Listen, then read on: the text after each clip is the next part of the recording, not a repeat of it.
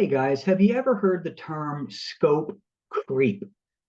SCOPE creep, scope creep. That is when, pick a profession, that the person that you're buying something from, uh, based on what you've told them, says, okay, for a certain price, I will do A, B, C, D. And then as a customer, once that person kind of gets into the job, um, you start to add things. Well, while you're here, could you do this? Or while you're here, could you do that? It's very common in the construction business. And so what happens eventually is client ends up wanting more than what was outlined for them for the same price. And so real estate is not much different. And so as we kind of move into this new era of, number one, proving our value, number two, outlining what it is that we're going to do for someone, specifically a buyer's agent, and for how much, it is important to be mindful of scope creep.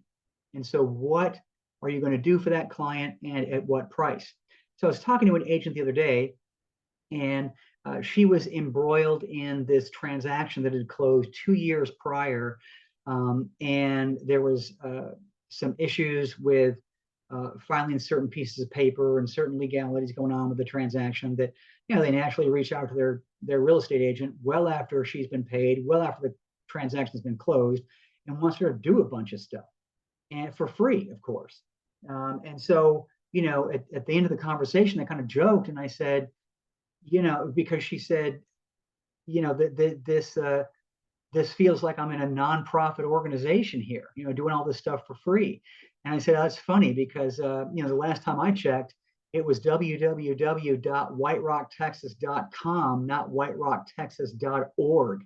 And .org is an extension that's reserved for typically nonprofit associations.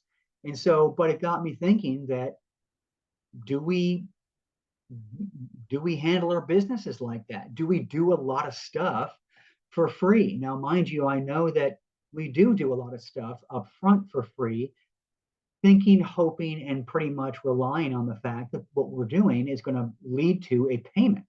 But there are plenty of people that will run us ragged, and then at the end of the deal won't move forward. And so some of us allow that to happen far too often than it probably needs to.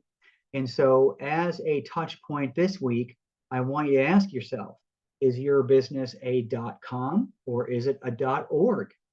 Is it a nonprofit association that is out there to make money in exchange for a whole lot of work and time?